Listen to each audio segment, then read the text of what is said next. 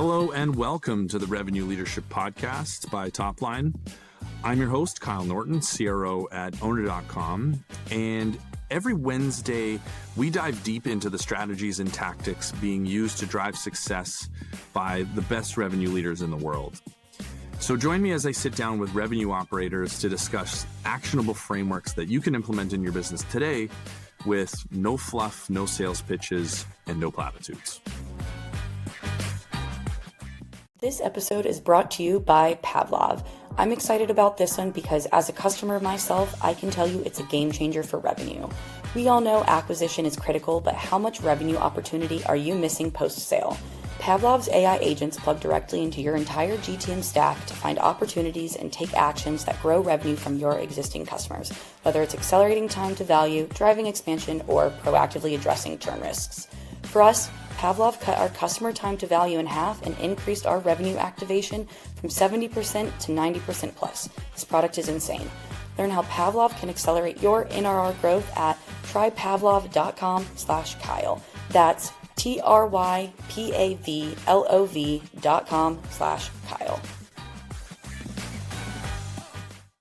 Today's guest is Dr. Michael Gervais, the high-performance psychologist behind the Seattle Seahawks Super Bowl championship, the 5 Olympic Games with Team USA, the mental training of 50,000 Microsoft employees, including CEO Satya Nadella, and guys jumping out of planes from space. If many of you remember Red Bull Felix Baumgartner jumping out of space and skydiving to the Earth, and some cool stories about that I've heard from you recently.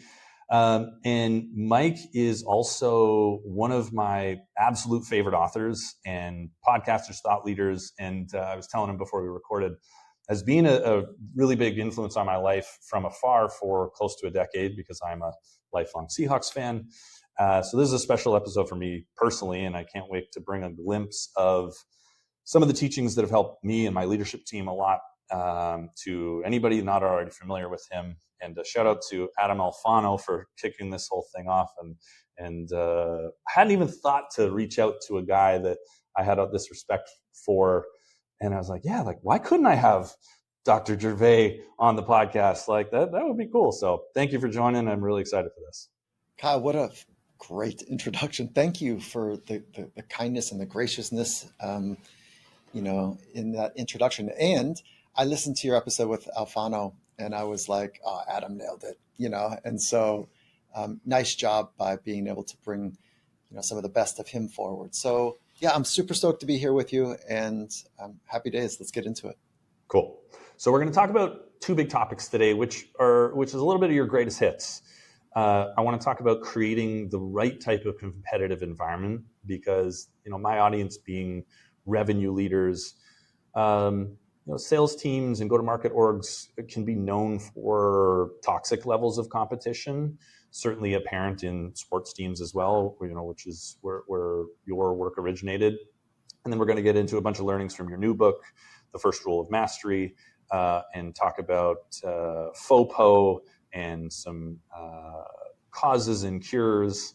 And we're going to dig deep and really apply this for sales orgs. So before we jump in, I gave a very quick intro, but just tell people what Finding Mastery is and some of the work that you've done over the last years. Awesome. Yeah, thank you for that.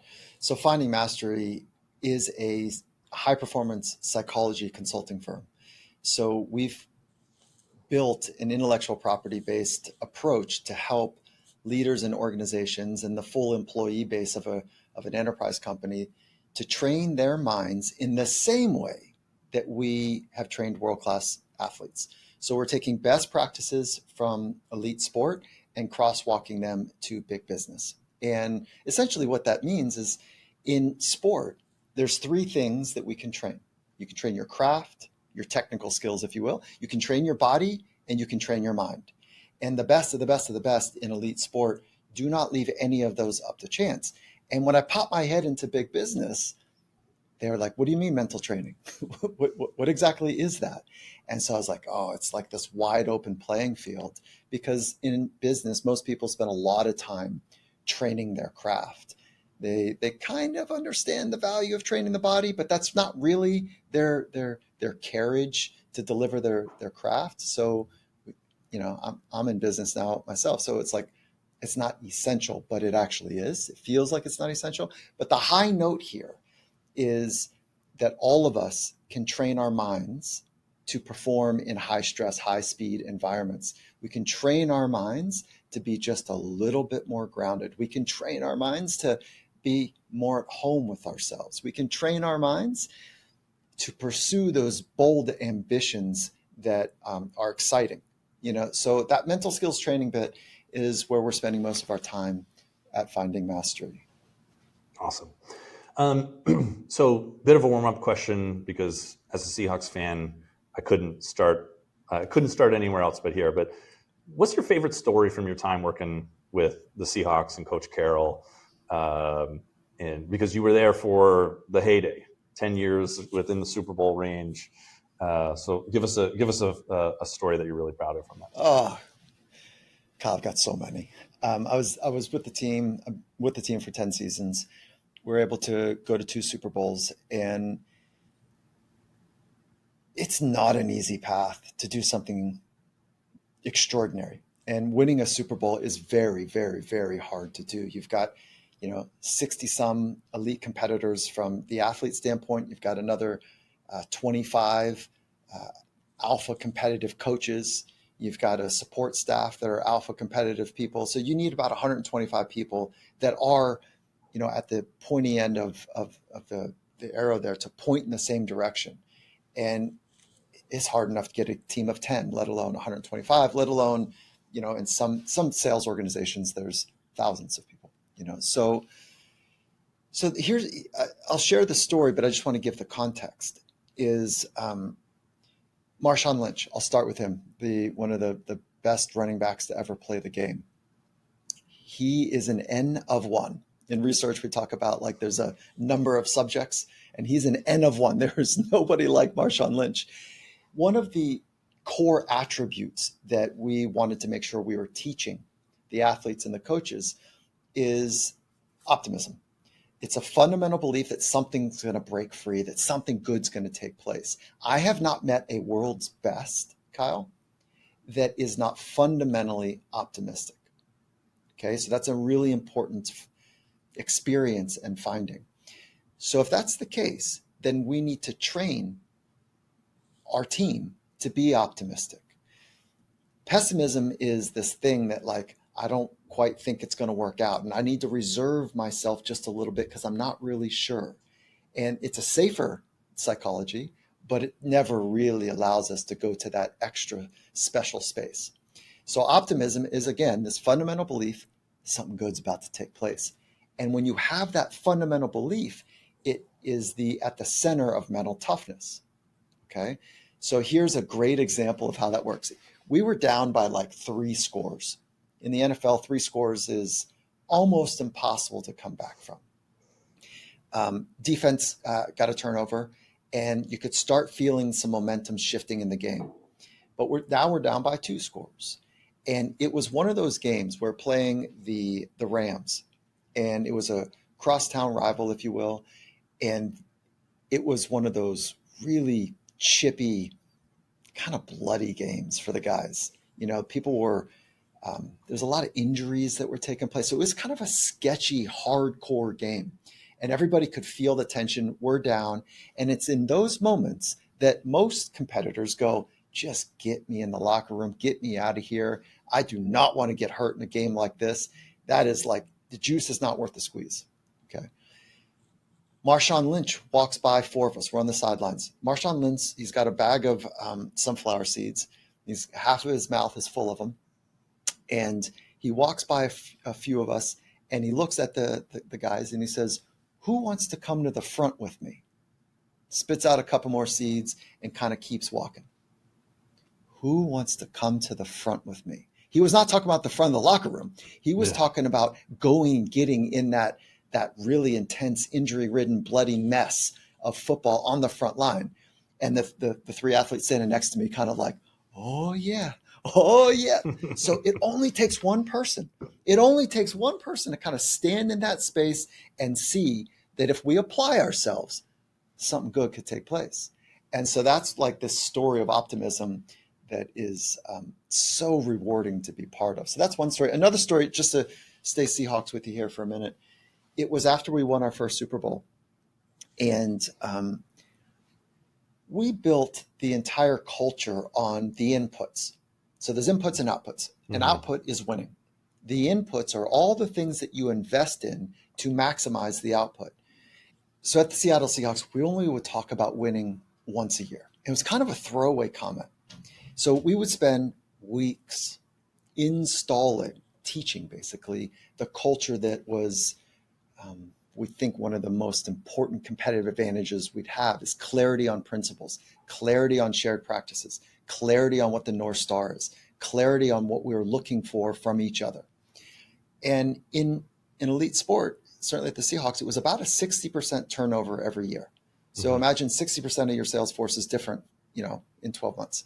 60% of your leadership team is different in 12 months. So both athletes and leaders, it's all new. Okay, so at the end of that teaching and install of the culture that we want, call it an onboarding, but it's a 3-week onboarding. Coach Carroll or somebody at the front of the room would say, men, if we get this right, we just might win the whole thing. And that was it. So the rest of the year was about the inputs. Now, what are the inputs? Being a great competitor. So I know you and I will want to talk about that. Being deeply focused, having great confidence, being a great teammate, making sure that you meet the demands of the moment in a calm, focused way that is able, where you're able to bring the brightest of you forward.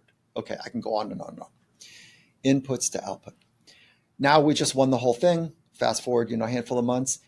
We're in the locker room, champagne is flowing, and Coach Carroll brings everyone, kind of to the middle, and he holds his hand up, and everyone's huddling around, and kind of one big kind of team moment, if you will. And he says, "We now have what everyone wants." And I panicked. I thought, what? He's going to say, we now have the trophy. We now have the championship. And that's not what I signed up for. It's not what he and I had ever agreed to. What I signed up for, what our commitment together, Coach Carroll and I, was to be masterful with the inputs, to really work the process of helping each other be their very best. It's that simple. That was our whole ambition, was to create a system where people could be their very best. All right. We now have what everyone wants. I said, oh no. And he says, the knowing of what it takes for us to be our very best. And I thought, there it is. That's it. That's exactly it. It was the promise we made. It was the commitment we held. And now we know together what we were capable of. And so that's a really special moment for me as well. So I could go on and on and on, but I'm sure, this is not the essence of what you want to talk about, but I'm happy to keep going. But so highly applicable, that story. So one of our most recommended readings at Owner is The Score Takes Care of Itself. Obviously would have had a big influence on Coach Carroll, being a California guy. And so it's deeply resonant, and I think deeply resonant with how we try to approach building our team. Like, we have a daily routine called Chop Wood, Carry Water, stolen from the book.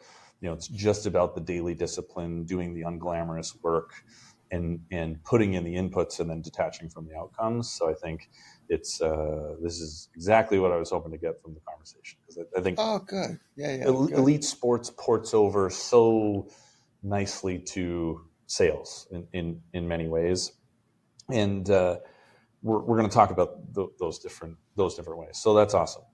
All right, let's move straight into topic one. So I think there's a very smooth transition from a focus on the inputs to creating the right competitive atmosphere. And so in sport, you mentioned the 60% turnover. You're operating as a team. Everybody is going after the same objective, but at the same time, you may be competing for the same job with six different people. In training camp, you start with almost 100 players going for 52 roster spots, and there is an internal competition that is a fire that lights so much energy and activity, but then can also go the wrong way. And it's the exact same way in sales organizations. You could have a group of 10 or 50 reps that are all vying for, a very small handful of promotions at the end of the year, at the end of the quarter, trips to President's Club. So there's this really interesting dynamic between individual and team performance. And you can be measured the same way you can be measured on the field by a million different metrics these days. Is the same way you get measured in a sales org, to performance to quota, your conversion rates, activity volumes. And so there is a lot of resonance. And I think this is an odd dynamic for many, and a dynamic that quickly tips in the wrong direction one way or another. Either the environment is not quite competitive enough, especially in sort of a post-COVID era where we had the Great Resignation. Things were easy in technology and SaaS for many years because money was free. And so you have many organizations that have tipped into being not competitive and driven enough. But there's also a long history of sales teams, which is still common today, where there's too much competition. And it's a Shark Tank. Like, I started my career in a boiler room. It was an absolute Shark Tank, and people would steal your leads and shank you for a deal. And so there's a very narrow golden path where the right type of competition is helpful. And obviously you're framing on like who you're competing with and what competition means is very different. So maybe just lay out some of the basics of, like, when you talk about your book's called Compete to Create, for those, I don't know if I've said that directly yet, but when you talk about compete to create, like, how are you using the word competition there? Okay, good. So the audiobook that Coach Carol and I wrote together was called Compete to Create. And on the back of our philosophy and the best practices in high performance psychology, we also built the business, Finding Mastery, as it's now called. And so in that book, one of the things that we make sure that we highlight is, like, how are we viewing and how are we creating an ideal competitive environment? So first, it requires us to define competition. So the way that we think about competing, it is not competing against others. It is not the attempt to try to be better than somebody else. That is a total mistake, because now we're putting ourselves in a position that we're measuring against something that is not in our control. It is not the scoreboard we're interested in. We want, as a fundamental principle, we want to put people in a position of the highest leverage they can be in, where they have the power to bring their best self forward. What do I mean by that? The way we define competition is to compete to be your very best. Okay? The aim is for you to be just a little bit better, is to keep growing, to stay on that arc of figuring out how to unlock all of the gifts that you have inside of you, to be able to access all of the skills that you've spent a ton of time refining. Compete to be your very best, first and foremost. Then compete to be a great teammate. Now you got to define what a great teammate means. Nobody does the extraordinary alone. We need each other. So that thing that you were describing, where people are stealing this and kind of backdooring other things, that's a terrible culture. That is not a teammate. That company, I will bet right now, maybe they get a short-term gain because they got a bunch of sharks swimming around and and you'll that company went under. Oh, So yeah. We've all seen that movie. And nobody really wants to be in that culture. You maybe make a lot of money for a short amount of time. No one likes it. You know what we want? We want to be part of something that is awesome. We want to be supported and challenged to be our very best. With that definition that I'm talking about, Kyle, I don't think you can ever have enough of that competitive spirit to help each other be their very best. It starts with your personal commitment, and then you put that gaze on your relationships with others. Compete to be the greatest, in my case, the greatest husband and father and teammate and friend that I possibly can be. Okay, so that's the main ambition. Then that unlocks this whole kind of seemingly magical world of what it takes to be your very best. And it's not magic. at all, but it is support, then challenge. So my job, let's say you and I are, let's say I'm a head coach and you're an assistant coach, or you're the star quarterback and I'm the head coach, is that I've got to figure out what, first and foremost, what is special about you. Okay. I need to see that. I need to see what that can look like tomorrow and in 3 years time from now, horizon 1, 2, and 3, if you will. And I need to know how to coach you, how to support you and challenge you. Is it real time in public? Is it quiet off to the side? What are the triggers for you? We need to calibrate on that together. And you need to also, if you're really on your game as a aspiring great quarterback, you need to help me, as well, know how to coach you and how to push me in the right way, support and challenge. So it becomes this relationship-based approach, because go back to that first principle, we need each other. Nobody can do the extraordinary alone. That means we need to be great teammates. Okay, so let me tell you this through a story. We're at the Seahawks. Bill Russell comes in to share, how he's won so much. He was one of the most winningest in the NBA ever. 11 championships, I believe. There you go. How about that? More rings than fingers. And so Bill comes in and, he's a large human. So there's some of his physicality that, of course, would have helped him be a good athlete. And at one point in the conversation with the guys, he says, I knew I was good. I knew that. I could do things with the ball that was pretty special. But, I wanted to win. So there's nothing wrong with that ambition. Okay. That's the output. Winning pays the bills. It buys private jets, fill in the blank. There's nothing wrong with that. And he said, this is the big insight. He said, but for that to happen, I needed my guys to be great. For that to happen, I needed to be a great teammate. So you know what I did, men? When I would wake up in the morning, the first part of that exercise of getting out of bed and getting out the door and sometimes even driving to the facility, what I was thinking about was, how can I be great today for Kyle? How can I be great today for Roger? How can I be great today for Coach 1 or Coach 2 or Equipment Manager 3? And so that's how he would spend his morning. It's not about getting himself right.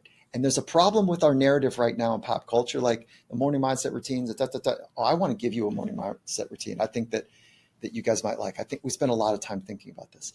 But the idea is, it's not about just you. It's about you being in service of other people, you being a great teammate for other people. Because again, nobody does it alone. We need each other.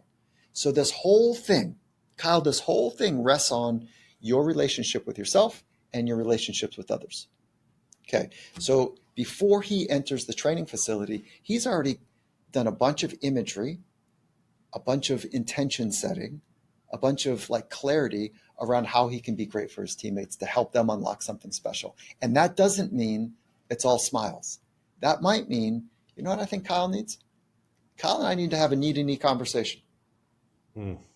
Sometimes a shoulder-to-shoulder conversation is important. It's a little less intense. But you know what? I think Kyle and I need a knee-to-knee conversation. We need to make that eye contact, and I need to say some stuff to him that I don't think he's going to want to hear. How am I going to do that? That's a great teammate. That is an awesome team. Okay, so we got competition, the spirit of it down. We got relationships as the foundational piece. And then what we need to build on is, how do we be great teammates to each other? Now you got something. You got something in there. Why do you think so many leaders struggle with this? And they struggle to create an environment where their leaders and individual contributors fail to live in service of others, fail to be great teammates? Okay, Kyle, you know this. When you're stressed, your brain is designed for survival. You know what that means? You got to take care of yourself. That's the reflective response. Your brain is saying, look, I don't know if we're going to make it. We should try to find a way out of this. This is not designed for survival here. We should leave. That means maybe I got to unlock my arms to my teammate and kind of leave them out. Maybe I push somebody else forward in front of the wildebeest. Maybe I point my finger. Maybe Maybe I just don't say anything because if I challenge leadership and I'm stressed already, if I challenge leadership, maybe this isn't going to go right and I'm kicked out. So when your ecosystem is not properly recovered and you feel this thing called stress, but really what I'm talking about is chronic stress. Mm-hmm. Stress is actually what makes us. Stress is that thing that unlocks the best of us, but that's different than chronic stress. So acute stress is that moment where the alarm system lights up, your brain goes, ooh, okay, something's on here, switch on, be about it, deep focus, kind of full engagement with the moment. Acute stress is awesome if you know how to manage yourself. But if you don't let go of that acute stress, if you don't recover from that acute stress, it moves to moderate stress. And if you don't shed the moderate stress, it moves to chronic stress. If you don't shed the chronic stress, according to Hans Selye, one of the first researchers here, it moves to early death. So I've skipped a couple steps, but that's the finding. So to be your very best means that you must invest in how your brain and mind work with stress. So flip this thing around. You have your sleep right, you're eating the right food, you are exercising your carriage, your body and your muscles, and your oxygenation of your system. You've invested in your psychology to navigate high stress moments well. When you're in that frame of mind, you see other people. You're not just trying to survive. You see what it's like to be the other person so that you can be in service of them. So that's where the analogy of put your life vest on first before you put it on somebody else does hold up. And what that means in the business world is all of us understand the value of acute stress, and we all understand the danger of chronic stress. But in the business world, what's missing is something that is deeply apparent in the sport world. So in the business world, we do not teach recovery. We do not invest in proper recovery mechanisms. In sport, we don't have to ask anyone to work hard. They're doing it. They're motivated. They're committed. There's like a lot on the line. And so for the most part, like hard work is not the issue. Okay. Of course, there's times when you got to really kind of challenge people. Okay, whatever. But after 4 hours of that kind of nauseatingly deep physical work per day, we spend another handful of hours on recovery. It's soft tissue work, it's meditation, it's breath work, it's ice, it's heat, it's stim, it's muscle mobility, it's stretching, Okay. And in the business world, we don't teach it. It's not part of the structure and it's not part of the skill set. And that's essentially, this is me saying, this is the hinge of what my whole investment in my company and investment in our partners' companies is doing, is we want to teach the right structures to optimize high performance for people and the right psychological skills for it. And so this small little idea of building recovery into the mechanism is a game changer for the humans and for the output. And so that's why I was saying earlier, I'd love to share, and maybe we just create something unique for your guys, and we'll put it in the show notes or something. But the morning mindset routine that we've spent a lot of time dialing in, it's a 90-second training, and maybe we can just build a little website for you guys and send it to you, no cost, free. If someone wants to hook into a best practice, that's a 90-second best practice. Great. Yeah, let's definitely do that. Just explain what a morning mindset routine is. Sure. For people, to give them a preview. So before you step into the noise of the world, right? So there's this concept of signal to noise ratio. So the noise are all the stressors, all the ways that you get pulled, all the things that need to get done, all of the kind of stressors, if you will. We just want to take a beat and help you connect to the signal. So what is the signal? The signal is there's 4 things that we think are materially important. And you can do this while the sheets are still on. So first thing is a long exhale, where you send a signal to your brain that you're in control of the show. And when you send the signal that you have the luxury of a long exhale, you prime the brain to say, hey, listen, it's safe, it's good, we're okay.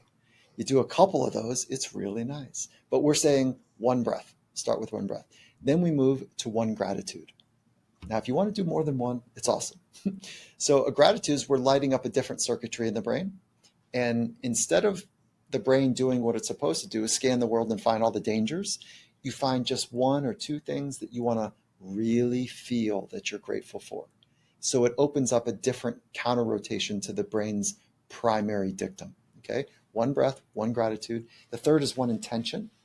So we're borrowing from the science of mental imagery, and you see how you want to show up at a particular moment later in the day. And you start doing some mental imagery about you being your very best. That's a handful of seconds there. And then the last is you just pull your sheets off and just take a moment as you slide over to the edge of the bed, and just take a moment to be where your body is. So that's about being present. So one breath, one gratitude, one intention, and then just take a moment to be present. That little 4-step, 60-second routine is something that we found to be really valuable. And my team just handed me something we can do here. revenueleadership.findingmastery.com. So if you go to revenueleadership.findingmastery.com, we'll have that set up just uniquely for your team.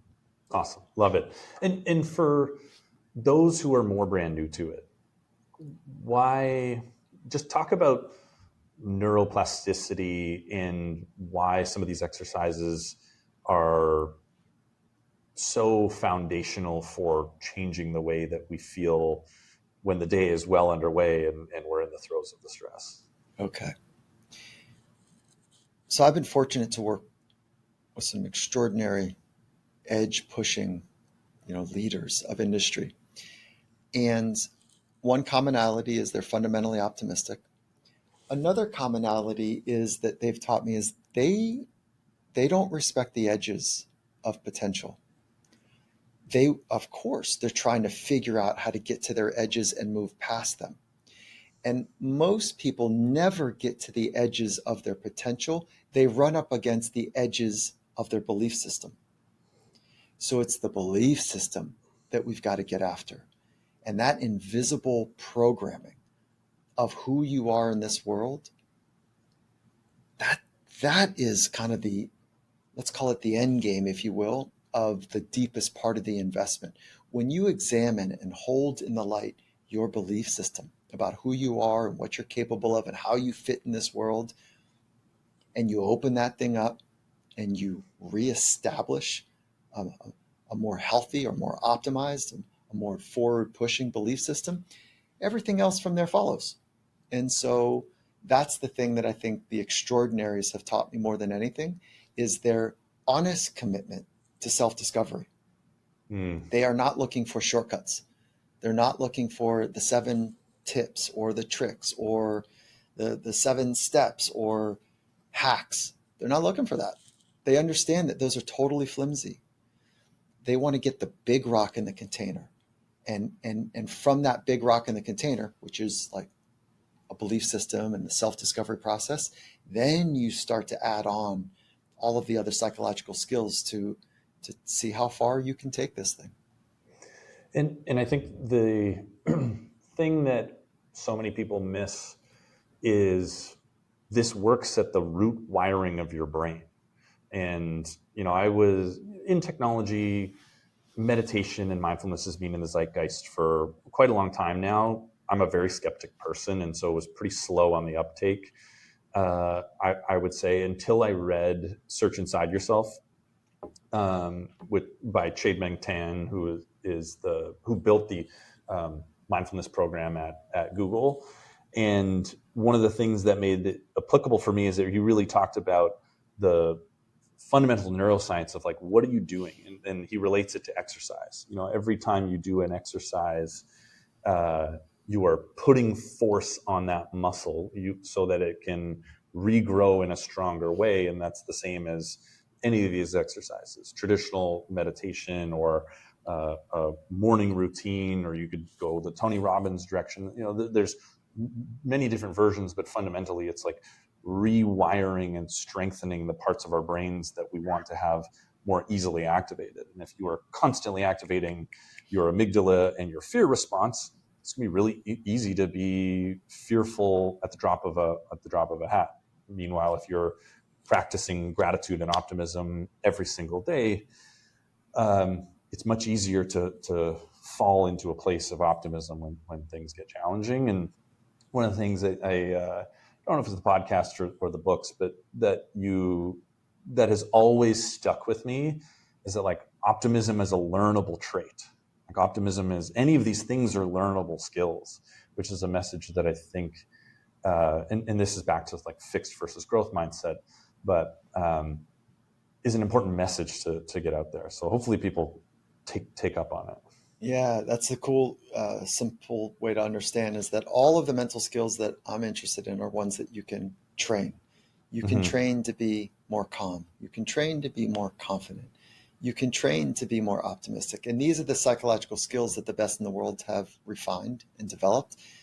And we like to think that they were just kind of born that way, but they've invested in those practices. And it doesn't take a lot.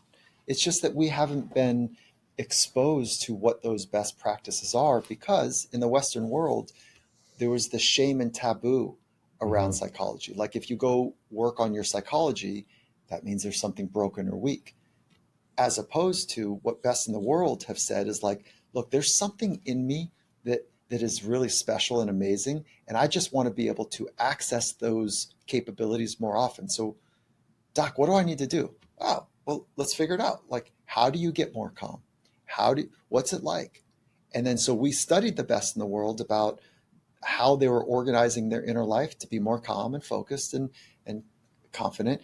And now we're playing that back to the next generation. So yeah, these are all relatively simple skills to develop, and there's nothing really complicated about it. But what's complicated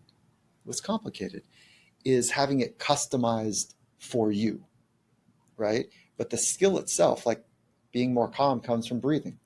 And so we can set up a breathing training protocol that's going to meet, 92% of the masses pretty well. And so I don't even think we're at a place where we need to think about customization for most people. It's like, do you have a breathing practice? Do you have an imagery practice? And I'm only talking about like 6 to maybe 20 minutes a day. That's totally doable for a full, proper investment in upgrading your psychology. So to give people a really powerful, tangible example of these mental skills being learnable, maybe tell folks the story of Felix Baumgartner and how you worked him from like borderline panic attacks in the jumpsuit to being in this thing for 6+ hours and diving out of an airplane. So Felix Baumgartner was the pilot, the athlete in the project called Rebel Stratos. And so he went to the stratosphere, the edge of space, and had this idea since he was a young person that he wanted to travel the speed of sound. And so we got a bunch of engineers together. He had a funding, a brand that was going to fund it, Red Bull. And the idea was, okay, so if you wanted to travel the speed of sound, we had to go really high up where there's near zero gravity. And if you were to be able to get that high, and you were able to jump, in the moment that you were going to pass through the sonic experience, meaning you're traveling Mach 1, the idea was your head and torso would probably be traveling about Mach 1, but because there's drag on your arms and your legs, that you'd be at a transonic experience. So the brightest minds weren't sure if his arms and legs were going to rip off as if he were to pass through. So there's real danger in this project. Like there's real limits going on here, limit pushing, I should say. And that was only one of 5 very dangerous propositions that could take place. So it was about 3 years into the project, and Felix became claustrophobic. And so he needed to be in an aerospace spacesuit for 5.5, 6 hours. And he was hitting the panic button after about 5 minutes of being in the suit. So that's when they called me in to see if he could work through that experience, and just by applying good psychological science. And happy days. He invested in his psychology. we work from a model to extinguish fear, not fear management, which is like a level that most of us would, appreciate. To be able to manage our fear a little bit better is a nice thing. But he needed to extinguish this very particular fear. So we did that science. And, this was about 3 days of work, 10 hours a day over 3 days. It was only 3 days. Wow. When I heard the Yeah. story, I thought this was like a multi-week thing. Yeah, no, 30 hours working on your psychology in a very concrete, specific way is a pretty heavy lift. Yeah. So he had the stamina, the interest, the commitment to do it. And then, of course, we stayed connected. I was connected to that team and him for another 2 years. And that was more light touches, but so it was extraordinary. Now, it'd be remiss for me not to thank him. He went to the Stratos, broke numerous human potential records. He brought me up there with him in spirit by, in 2012, him pointing to the work that we did.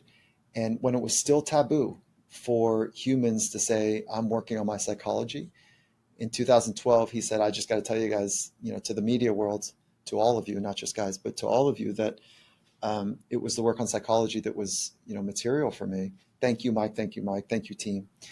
And he brought me up there with him. We just lost him.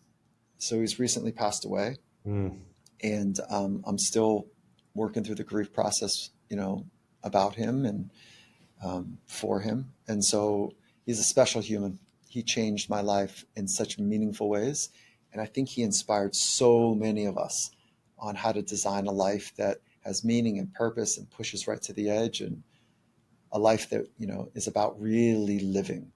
And so, thank you for bringing him up. And hopefully we share some light on why he was so special, but also like you too, me too. Yeah. We can all invest in just a little bit more of a switched on way of living. Yeah.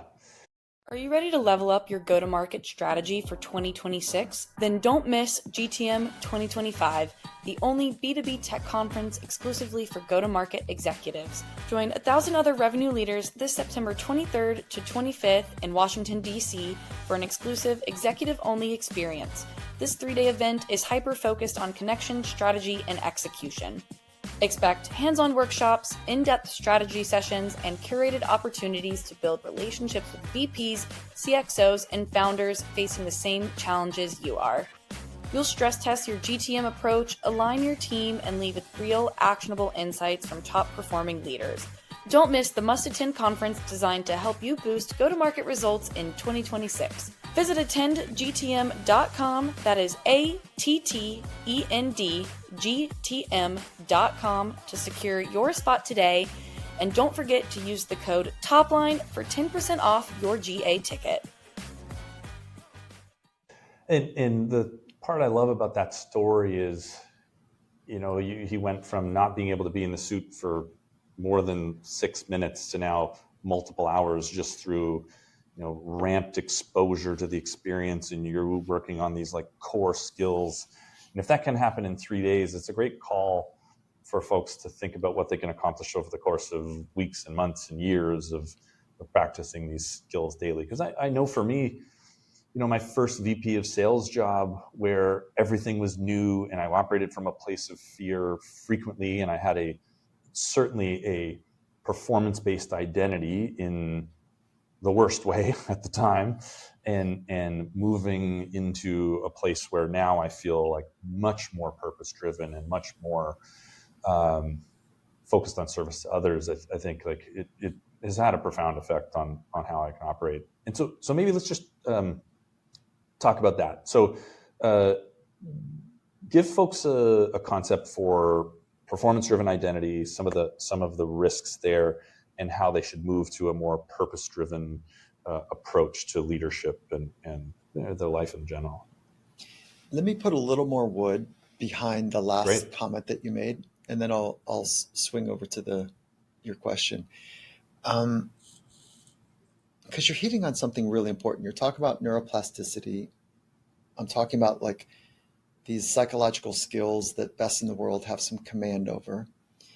And we're talking about time, like the amount of time it takes. It's a life investment.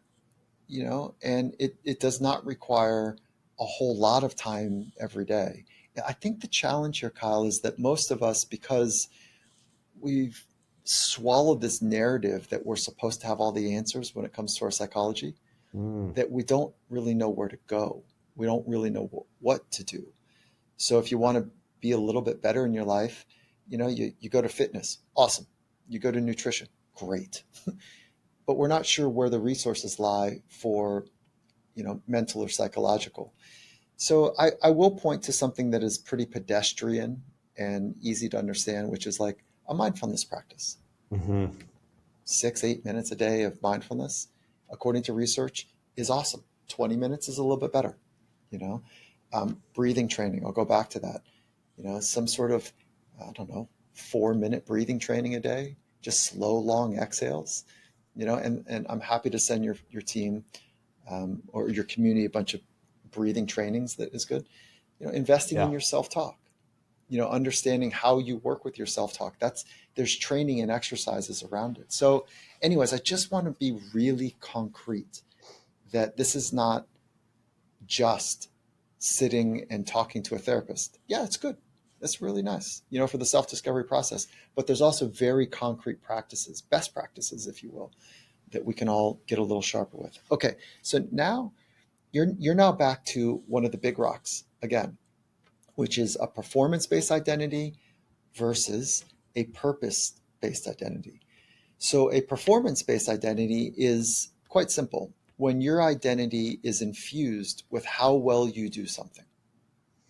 So you are connected to your performance in a way that it feels like that is who you are. And it is so slippery. It is so valued in the Western world that at some point we even introduce ourselves based on what we do. So, hey, my name is Kyle and I am a, chief revenue officer. It's like your role as opposed to your philosophy, your role as opposed to your purpose in life.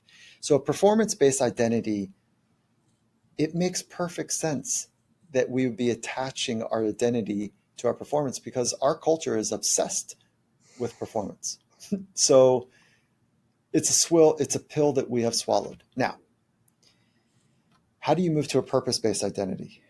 One, you have to be kind of sick and tired of feeling like your entire essence hinges on how well you've done last quarter, or how well you've done in an interview, or how well you've done on a pitch, or so you just have to at some point be exhausted by being chasing on the hamster performance. wheel. Yeah.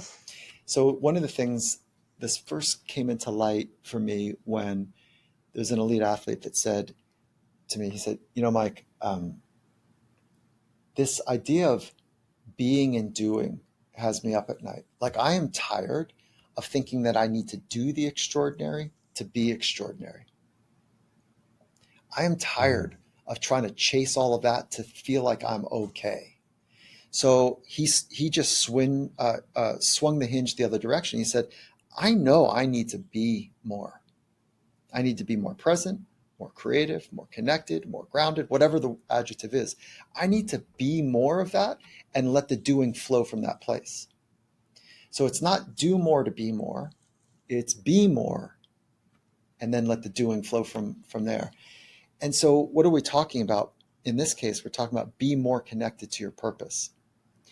And when you study the greats, the ones that have stood up over the ages, like Jesus or Buddha or Gandhi or Mother Teresa or Dr. King, or fill in the blanks, that these extraordinary humans were very connected to their purpose.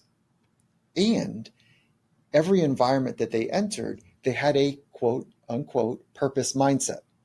They had a mindset about being lined up with what matters most to them. So purpose is like this high calling. It's this thing that matters deeply to you. And then those people that change their family dynamic, change the neighborhood dynamic, change a global dynamic, they are so clear about their purpose. And then they have the abilities to line up their thoughts, words, and actions. I should be more articulate. They have the psychological abilities to line up their thoughts, words, and actions when the environment is stressful, when there's pressure in it, when there's consequence in it. Those are the people that I love studying. It's those people that have a purpose mindset, but they've grounded themselves in something bigger than themselves. It's what part of what purpose is, something that matters to them and something that is out in front of them. Those are the three legs to purpose. Matters to you, it's bigger than you, and it's out in front of you. And so in Compete to Create, you talk a lot about how people can develop their purpose and philosophy and values. Let's just tie off this topic here and give people a preview, because I think this is one of the massive gaps, is that, you know, people like me we are our number. Our identity is our ability to achieve a number, and that ebbs and flows. So maybe just give people a preview of how somebody can identify their purpose. There's no shortcut here, right? The way that you do this work is there's three best practices. One is journal. Get your pen and paper out, go to work. Like what matters to me, what's bigger than me, and what's out in front of me. And just go to work on that. And eventually you'll come up with a purpose statement. Now, we've got lots of trainings to help people kind of walk through this process, but that's the essence. That's the essence of it. And so journaling is one way, writing it down. The other way is having conversations with people of wisdom. They'll have a way of eliciting what matters most to you and pulling it out of you. And if you can get that down to a sentence or two, like my purpose is, then you got something. And a third way to get to like this clarity of purpose is through meditation. So for some people, they don't like to write and journal. Some people don't want to have conversations about it. They want to just sit and they want to feel their way through and examine, what makes most sense when you answer those three questions. What's bigger than me, what matters to me, and what's out in front of me. And then I will say that all 11 world religions have already wrestled with this. So you and I don't need to make up your unique purpose. Mm-hmm. It is nice, I think. I think it's a good exercise to put your own kind of stuff on it, if you will. But all 11 world religions have already wrestled with this. And so that's another place that you can start by studying those great writings. Awesome. And I'll just tell people, read the books. Read Compete to Create. Yeah. It's going back to my notes was a cool experience. And it was the first time I've really... Sorry, Kyle, real quick. We addressed this one more, I think, finely tuned in the first rule of mastery. I think we hit this one a little bit more tighter in that book as opposed to my first book. Okay. So I would point to first rule of mastery to have a bit of a better solution around this. Yeah. You talk about journaling in Compete to Create, right? Mm-hmm. Oh, in both of them. All right, cool. Mm-hmm. I'm not crazy, because I was like, this was the first time I can recall ever journaling. There you go. Yeah, cool. Was from reading the book. Okay, so great transition point to get into FOPO. So, latest book is the first rule of mastery: stop worrying about what other people think. So, just give people a definition. What is FOPO, and then we'll dig in. So we've all heard of FOMO, fear of missing out, and we just wanted to have a little fun with what we think, is the greatest constrictor. So we didn't have a name for it, but we knew that the greatest constrictor of somebody's potential is this excessive worrying about what other people are thinking. And so that's the thing that robs us from being fully present and feeling powerful and like bringing the best of ourselves forward, is this little narrative. Are they going to accept me? Are they rejecting me? It's the only reason why public speaking is the number one fear for most humans. It's what's underneath of that is this fear of rejection by other people. So, FOMO is fun. And we said, oh, wait, hold on. FOPO, fear of people's opinions. Oh, okay, there you go. So it was kind of tongue in cheek and we're just having fun with it. And then we did a bunch of research, to support, we we invested in the research to better understand what are the dynamics at play here. And so that's the essence of the first rule of mastery, is understanding how do you stop this excessive worry about what are other people thinking about you. And a lot of people will ask, like, why is that the first rule? That was my next question. Yeah, right. Yeah, there you go. And so if I was to say, like, what's the first rule of health? And I cheekily say, stop drinking poison, you'd be like, oh, okay, gotcha. So the first rule of mastery is like, let go of the noise and come back to the signal. And that signal to noise ratio is kind of what we're pointing at the whole time. And the signal is, again, purpose would be part of the signal. Mm-hmm. You being able to be fully present in high stress moments, you being able to fundamentally commit to being your best and to refining a craft to be in service of something special. And so we walk through those elements in the book. And give people a sense of sort of the evolutionary biology. Like, why is FOPO so strong? It has such a strong hold on us. Yeah, so I think one of the important kind of things to just see if somebody, the listener, is connected to FOPO is like, when you go to an event or a social event, and maybe you don't really feel like drinking and you don't want to say no because you don't want to be the odd one out. So you're holding a cocktail. That's like, but you're not wanting to drink it. You're not drinking it. That is FOPO. Or it's when you go to a restaurant and you feel kind of uncomfortable sitting by yourself. So you pull out your phone, reflexively, because it looks kind of weird in other people's eyes. Or it's this excessive worry about, did I make a fool of myself with that joke at the social event? Or this excessive worry about, what am I going to wear? What's the right attire? There's lots of little slippery ways that FOPO shows up. And essentially what it is, we mentioned it earlier, is that our brains are designed to scan the world for dangers. And we don't have wildebeests anymore. That's not kind of a main driver of danger.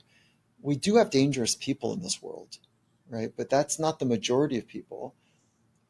The majority in the Western world do have kind of the basic needs met. And I'm not saying that's the case for everybody. I'm not insensitive to those experiences. But for most people, the most dangerous thing is being rejected from the tribe. 200,000 years ago, if you and I were acting a fool, if we were causing chaos in the tribe, if we were responsible for hunting or gathering and we kept coming back empty-handed, over time, maybe 1, 2, 3, 4 times of coming back empty-handed, the elders would be like, hey, Kyle, Mike, you guys are relegated. Like, get out of the way. Kids are hungry now because I don't know what you're doing out there, but no more. And so now we're shunned and pushed to the side. So rejection, when you're pushed to the side or maybe pushed out, the wild was too wild back then to survive alone or even with one other person. So being relegated was a near-death sentence. So that was so ingrained in our survival mechanism that it is still part of most of our brains now. And so this quiet little excessive checking, am I okay in the eyes of others, is a hardwiring mechanism. And again, evidence of that, you need to look no further, is for some of us, we're introducing ourselves amongst 7, 8 other people, and we're just saying our name, where we grew up, what we do for a living, our favorite song, whatever that kind of moment is, and we feel our heart rate come up, we get a little clammy, let alone getting on stage and having to like share a compelling, bold, maybe new idea to people. It's all kind of linked down in or notched down in to this ancestral gift, which is to scan the world for the dangers. But this danger is holding us back. It forces us to play it safe, to play it small, as opposed to like really going for it in life. And so that's some of the structural brain stuff that's embedded in FOPO. And I think where this is particularly challenging for people like me is the tenure of folks in these jobs is like 19 months because you have to produce results. And I'm talking about startup mostly, but you have to produce results. You bear the brunt of the number, even though it's a team sport. Unless the product is great and you have a post-sales team that can keep customers happy, there's a bunch of other stuff that needs to happen. But oftentimes it's really easy for somebody to move out a revenue executive. And so the checking in this environment where the job stability is fairly low, and we do this to ourselves as well. I think like that's another conversation, but the checking in for like, what do the founders think about me? What do my peers think about me? Like, am I doing well? It just takes over. And I have conversations with folks, and they're so locked in on now their relationship strength and perception across the business because they're just worried about their job security, short circuits basically everything else that they could be doing.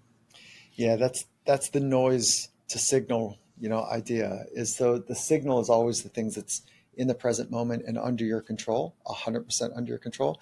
And the opinions of others is not. And if you're putting your attention and resources on something you can't control, now by definition, you're deleveraged, you're less powerful, and you start to feel out of control. And so I want to be also explicit, Kyle, is that we're not pointing to stop caring about what people think of you. We are saying it's the worrying that is the problem in this equation. We need more caring people. We need more kind people. We need people that have an inner strength, that don't need to be a jerk about anything. Like that's not the health of a teammate when they are berate other people or belittle other people or make fun of other people, or, that's not the strength of a great teammate or partner. We need more kindness. We need more caring. And that's what allows people to go further in life. We are pack animals. We are a complicated social ecosystem. And when we are trying to pluck people off, it's a different part of us that is not honest to our ancestors. It is not the path forward here. And there's going to be plenty of people in your community who go, what are you talking about? Like, we are competitors. We are hunters, and like, we are tribal. We are more collaborators than we are hunters of other humans. And so I'd love to have that conversation. It's for another time. I think the piece that I'm most interested in your introduction of this phase here is that when we are excessively worrying about what other people are thinking of us, it's a drain on our system. So this idea between having a highly stressful environment that brings out the best of us and then recovering intelligently each day. So that's the equation: high stress, high recovery. That when we've got this kind of system running in the background, am I okay in the eyes of others? It's like you got a leaky bucket. And so that there's a secondary problem for that felt sense of vibrance when you're just letting the resources just run through your system in that way. So there's a problem there. And I wish that there was a simple solution, but I do know when you make a fundamental commitment back to the signal, which is you being your very best in this moment, you stop worrying about them. You start being more connected to your purpose, the bigger rock, and you start being more interested in how to help other people be better teammates and partners. And if they don't want to be a teammate and partner, no problem. That's okay. There's another tribe that they can go kind of hook into, but we need our people. And I'll leave you with this last note on FOPO here and our team, is that I'm also not suggesting that we become immune to feedback. High performance cultures are great at feedback. And if you just think about your personal life for a minute, the people that I want the most feedback from, they meet 3 criteria. They know my traumas. They know my scar tissue. They understand what I've been through. They've invested in that way. They know my hopes and dreams. They know my ambitions. And they've been in it. They've gone through some stuff themselves. They've been in the amphitheater of a great life. And so those folks I tune to. The folks that just kind of throw an idea over the fence, they pop something on social media, they don't know my scar tissue and my pain and my suffering. They don't know what I'm really trying to work out. And I don't know if they've been in the arena or not. So that's noise. And there's some people on your team that they are noisy on feedback. So I'm suggesting be very clear about the people you are taking feedback with.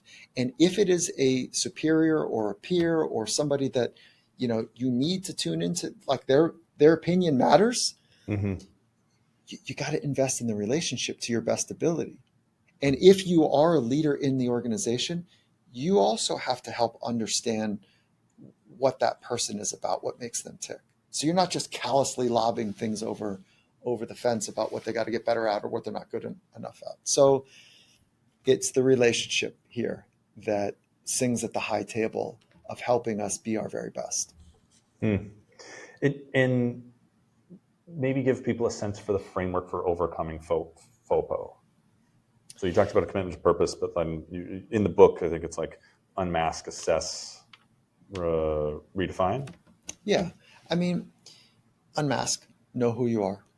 Like really take it off, take a look at and commit to discovering, what you're really about. And that's a lifelong process. And if you can do it with somebody else that's a professional, I think you're going to have a more efficient input, to get to the output there.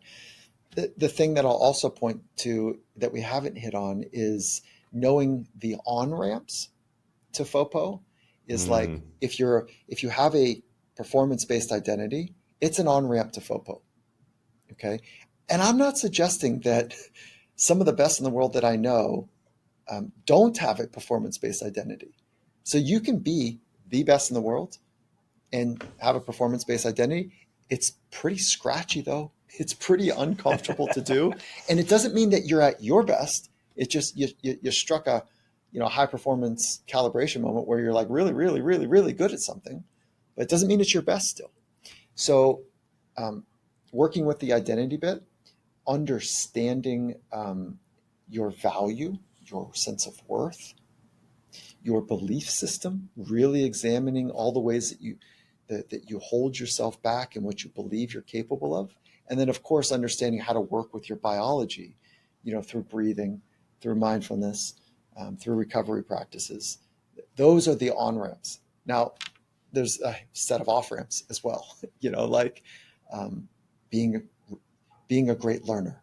So having a curious mindset is one of the great off-ramps. Instead of reflexively defending, what they might be thinking of you, you can take some feedback in. It doesn't mean you swallow it, but it comes through a filter. And then you go to understand. So be curious. Okay, tell me what you're seeing. Tell me what you're understanding. Okay, is that in context? I'm hearing what you just said, that you think I'd be better off if I did this. Is that because of this or that?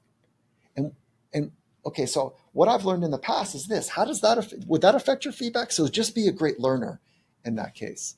And so those are a couple on-ramps and off-ramps to FOPO.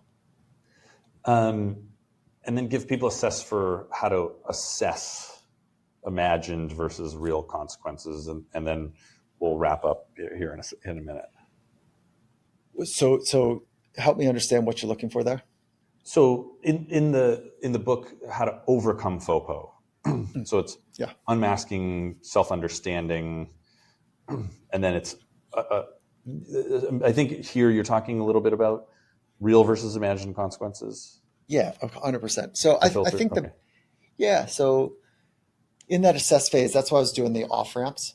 It's like, how to work with this great constrictor for most people is I would say the best way to do that is examine your worth, examine your belief system, understand the triggers, be a great ambassador of a curious mindset, and do the identity bit. Those are all really good. The other thing that I think is important is there's an assessment that we built, and a fun way to see if you have some of this going on yourself. And so you can go to the website, findingmastery.com, and you can go to the website, and there's no hooks to it. It's free, and you get some feedback on it, and you can see if you have it, and just kind of seeing where you land with all of the other tens of thousands of people that have taken it.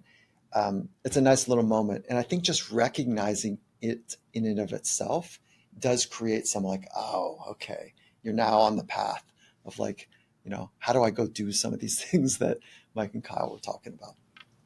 And so in that specific scenario I talked about where, you're in a team, job security feels unstable, the rest of the team around you might not have the same internal locus of control, the same, grounded, purpose-driven identity and leadership approach.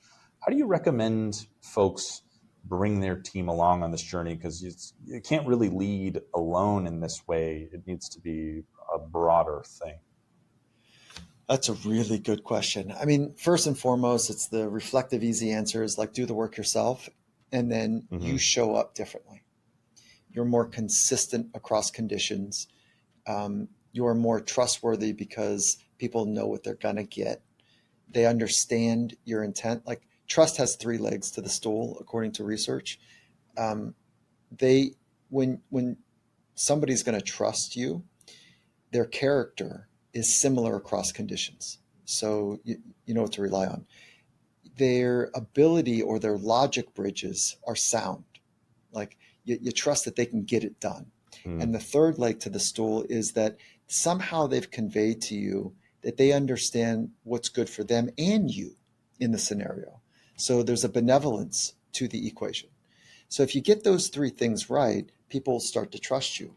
And what I'm suggesting is that when you do your internal work, like you build your psychology and your psychological skills, then you end up showing up just a bit more consistently. And you're able there to see, like what's in it for both people and how both of us can benefit from, pushing a little bit further. And of course, you've always got to invest in your technical skills. But if you psychologically, you tighten up, you cut off access to your technical skills. Like athletes don't choke, right? They don't eat while they're performing. It's a bad psychology joke.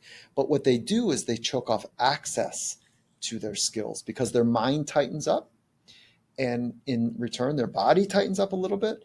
And when those 2 things start to happen, we stop thinking creatively and critically, and we go more to agitation mode or survival mode or relief mode or, fight or flight as opposed to solve mode. So that's why I'm always going to keep pointing back to just do the work and you show up differently, and people respond to that in more ways than is even on the surface. And if folks feel like they're in this spot, maybe share this podcast episode, start a little book club, read The First Rule of Mastery as a leadership team, and hopefully you can bring people along the journey with you. I've got a bunch of my leaders reading the book now. We don't have this issue. I think we have a lot of purpose here, but it's something I want to continue to cascade down the organization, and especially at the IC level, help them connect more to purpose and less just to their number. And it's tough. It's a journey. It'd be fun is, so we only hire Olympians and performance psychologists.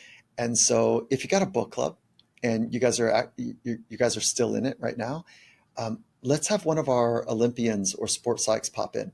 And so I would love that. And just coach them up, bring your team and bring your questions, and we'll bring an Olympian to coach them up to really address anything that's in the first rule of mastery. Very cool. I love it. Well, we're out of time, and this was highly anticipated, and I had it hyped in my mind, and I feel like it lived up to those lofty expectations. Yeah, it's fun, man. I appreciate you joining, Mike. This was great. I'm really hoping that people hear this and dive in and read some of your content, follow the podcast. So maybe just tell people where to find you, where to start. I'll do something right before that, which is Okay. thank you for creating this space.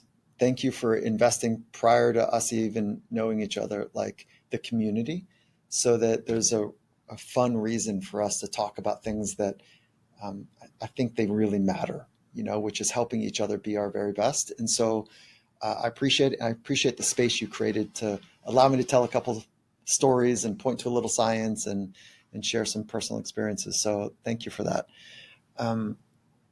Kyle, I think the best place is the Finding Mastery podcast. That's cool. And you can also resource a bunch of stuff on our website that are free tools. And so that's findingmastery.com. And the podcast is Finding Mastery. Awesome. And the Instagram is awesome. It's newer in my mind to having like such high quality clips at volume. There's a Instagram group that I created. So anybody from the company that adds me on Instagram, I put them into what's called the Stoic Squad. And so I'll just forward interesting things. My whole Instagram feed is people like you, authors and thought leaders and stuff. And so I'm like constantly forwarding your clips to that group. It's another good on-ramp. If people just want a trickle of Michael Gervais in their life to have fun. That's awesome. So what is that feed? No, my Instagram feed, just like what I see your when I open Instagram Instagram. feed. Yeah, got it. Yeah.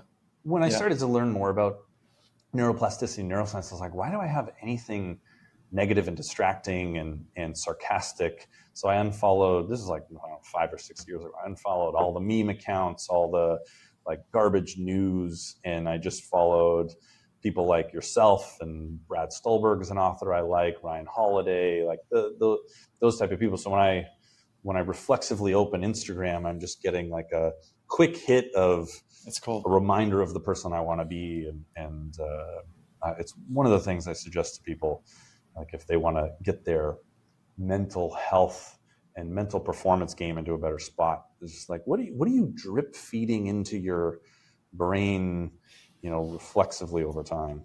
Kyle, that's really cool, because there's this understanding we have in elite sport is that we don't rise to the occasion. We actually fall to the level of our training. Mm-hmm. And when your level of training in craft, body, and mind is like ridiculously sophisticated and really excellent, then, you're not falling very far. Like you're doing what you're capable of doing, rather than this kind of magical thought, which is like, oh yeah, like we rose to that occasion. Nah, you're actually doing what you're capable of. And so in that drip feed, like how you're thinking, you fall to the level of your conditioning. And so if you're conditioning your mind to, I don't know, laugh at cats, or whatever kind of silly memes, as opposed to like thought patterns that can unlock something for you, awesome. And I would say that like the ideas that come through social media are cool, but it's the training. It's figuring out how to train those from that insight or that special little thing that somebody says. It's like, what is the training that I'm going to do every day to be able to take these skills to the next level? So if there's one thing people should do tomorrow, that I want to do one thing to start on this path to apply things practically. In the book, you call it From Insight to Action, I think, at the end of the that's chapter. Right. Yeah, I would point to the morning mindset routine. Right. It's something that is like right there. Start your day that way. We'll set it up on that website. revenueleadership.findingmastery.com. There you go. Yeah, we'll get that started. I think that is the simplest, kind of most concrete way to move forward. And Judson Althoff is the chief commercial officer at Microsoft. And he's on public record. He was on the podcast talking about like the work he's done from the inside out. And he's on records talking about the morning mindset routine was really an important first step for him. And so, for the listener, you're not alone. You're in great company with folks that are doing some of this work. Okay. I'm going to put that episode in the show notes. That will be cool. Folks' first introduction to your podcast. Very relevant segue, I think. So we'll wrap there. This was awesome, Mike. I can't thank you enough. This was an absolute pleasure and an honor for me personally. I mean it when I say it. You have taught me so much from afar over the better part of a decade, and so grateful that we could bring this to my audience. Grateful that you spent the time. So appreciate it. Fun. Appreciate you, mate. Thank you, Kyle.